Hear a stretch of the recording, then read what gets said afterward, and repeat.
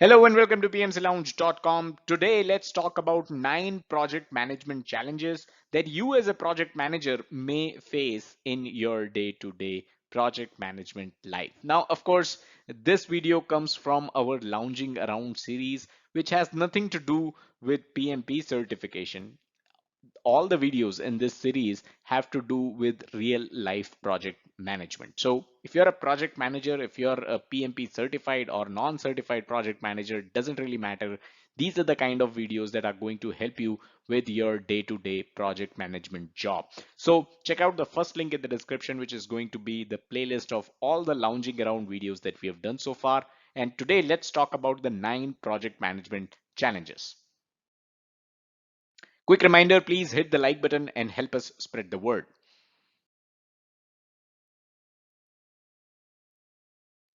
Now, triple constraints, your schedule, your scope, and the cost of the project. These basically account for most of the project issues, but it is not necessary that these three are the only cause of issues or challenges that project managers face. But of course, these are triple constraints by the name itself. These are constraints to the project. These result in a lot of project issues. So we will look at issues or challenges beyond the triple constraints, but we are not going to avoid the triple constraints. We'll also take a look at some of the issues that come from the triple constraints also. But I just wanted to put this forward, whether you're an experienced project manager, whether you're a newbie project manager, whether you're PMP certified or not, triple constraints is definitely something that should be on top of your list of challenges that you can expect when it comes to managing projects.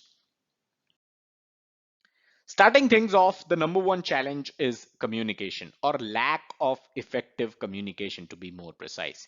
As a project manager, you are expected to spend 75 to 90% of your time communicating with your project team members. So, effectively communicating whatever that you need to communicate is extremely important.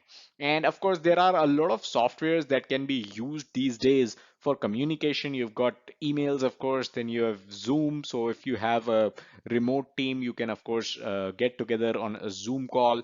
You have got Slack, you've got communication software that work on both computers as well as your mobile phones of the of your team members, right? So you can ping them and reach out to them whenever required.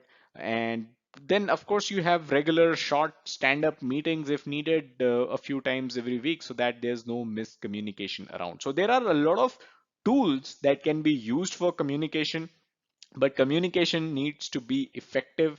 It should be your project team should look forward to your emails because they know that you when you send an email, it is something important. You're not simply dragging stuff. You do effective communication. So that's the gist of it. You should be good at communication because miscommunication can lead to a lot of issues. It can affect teamwork, it can cause conflicts, it can potentially delay your project as well.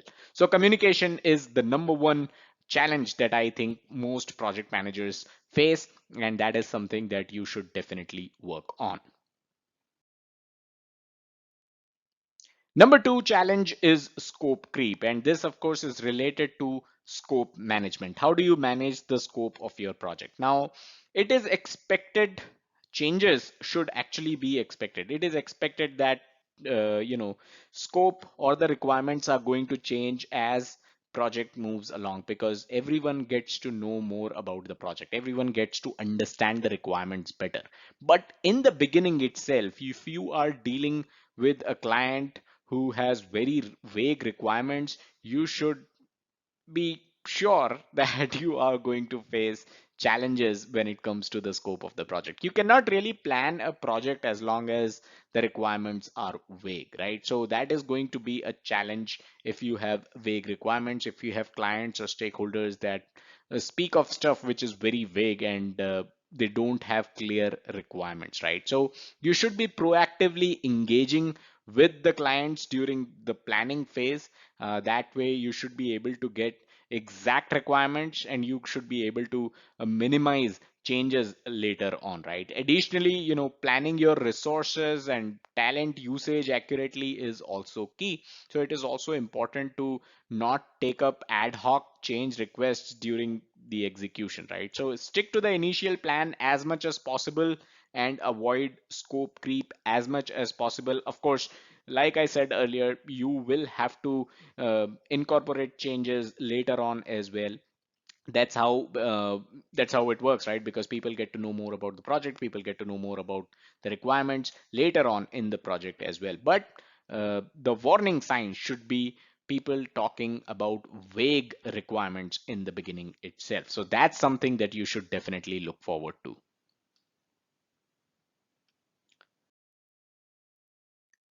Number three is definition of done or quality criteria or success criteria, right? So it is important to have clarity and uh, agreement as well in terms of when the project will be done, in terms of when a milestone will be met, what should be done in order to meet a certain milestone, right? So let's say you have a design milestone.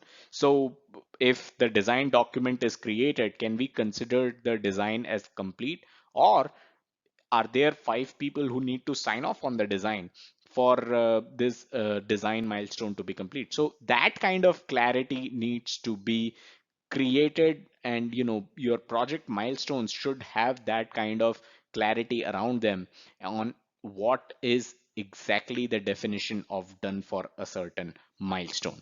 uh, there are issues that are obviously going to crop up if you don't have such definition of done or quality criteria or success criteria, because you might think that the project is done, you might think that you've met the milestones, but other might not think so, right? So that is why you should have a quality criteria or a success criteria or a definition of done as you go along in the project. Most preferably towards the beginning itself, right? You can make use of smart goals to come up with the goals of the milestones. You can make use of concepts like that.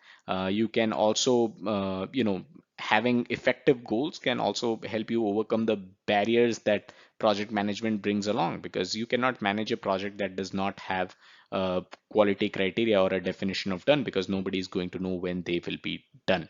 Now, once you create goals for your project team, you need to make them obvious to the your project team members, and you need to document those goals as well. So your definition of done or goals or quality criteria or success criteria, no matter what you call it, all of this should be documented, all of this should be agreed upon by all major stakeholders. Quick reminder, playlists is where the gold is. If you're preparing for your PMP exam, head over to youtube.com/PMC Lounge/playlist. Everything's free. All that you need to study for your PMP exam, you'll find here. So check it out.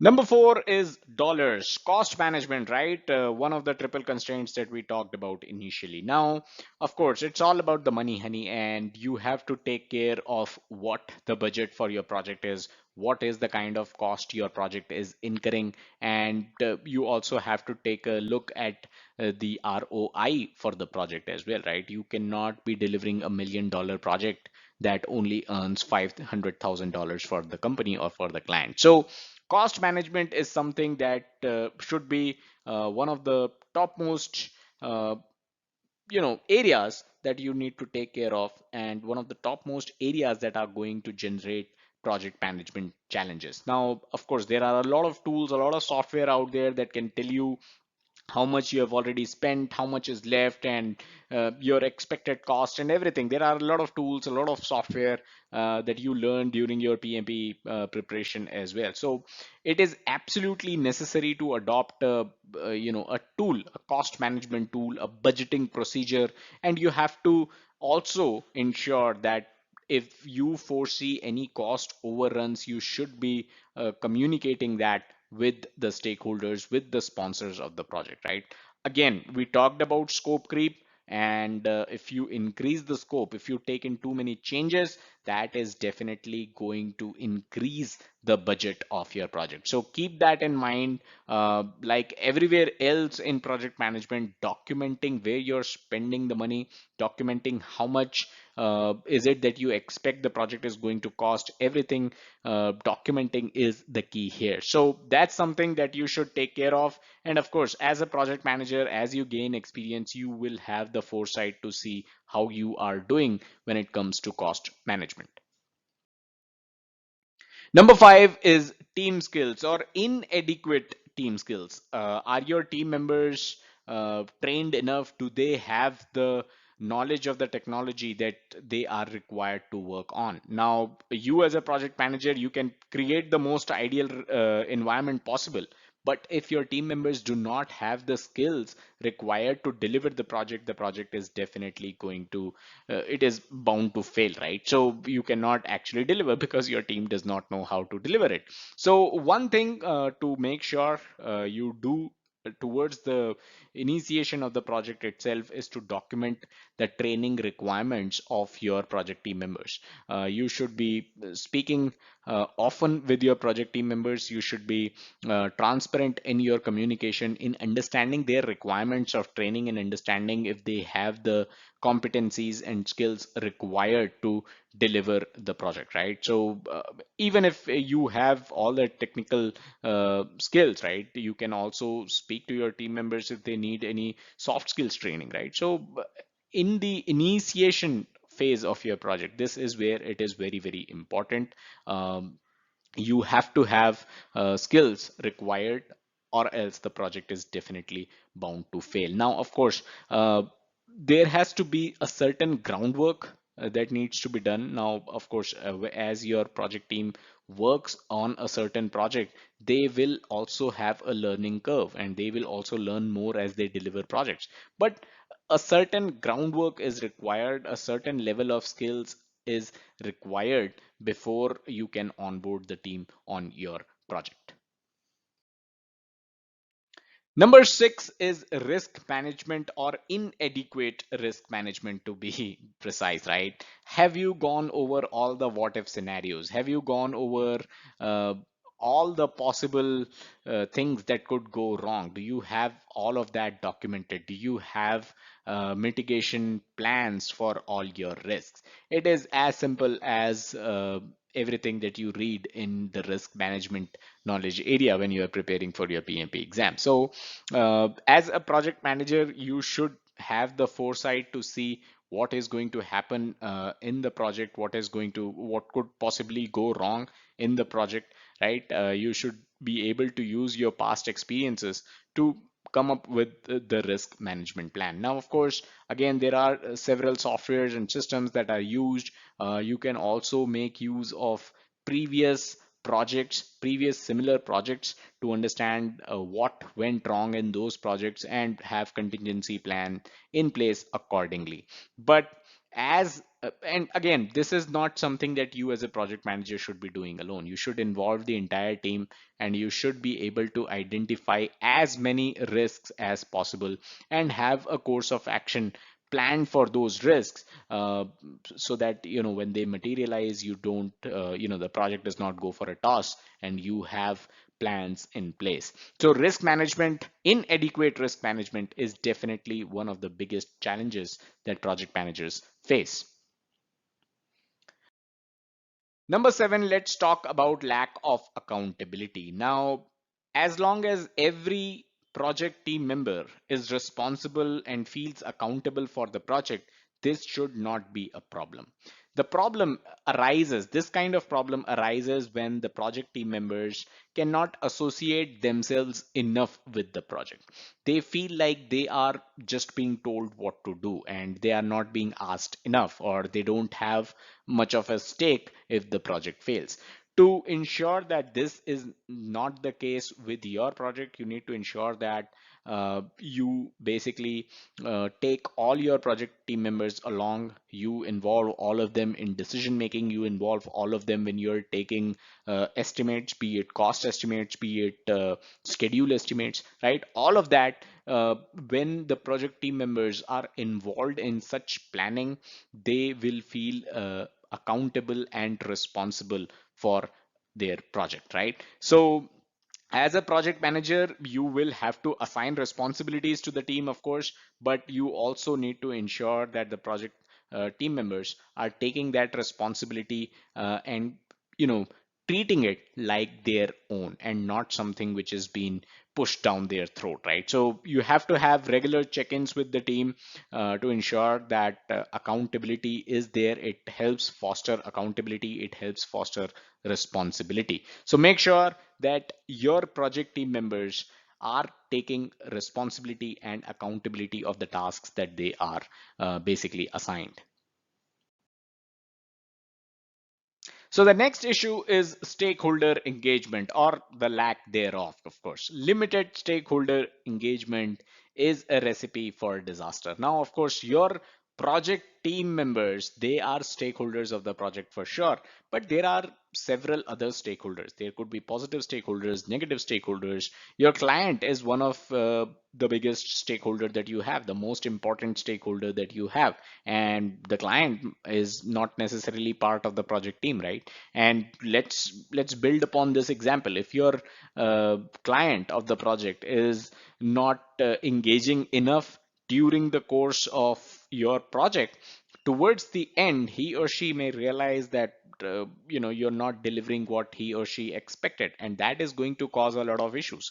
So you need to ensure that you are inviting your client and other such important stakeholders. We're just taking an example of a client, but you need to ensure that they actively participate in the initiating phases of the project itself, shaping the project. They are providing feedback. They are not just sitting in the meetings and sleepwalking through the initial stages of the project. You need to ensure that stakeholders are engaged throughout, and more specifically during the planning, during the initiating stages of the project.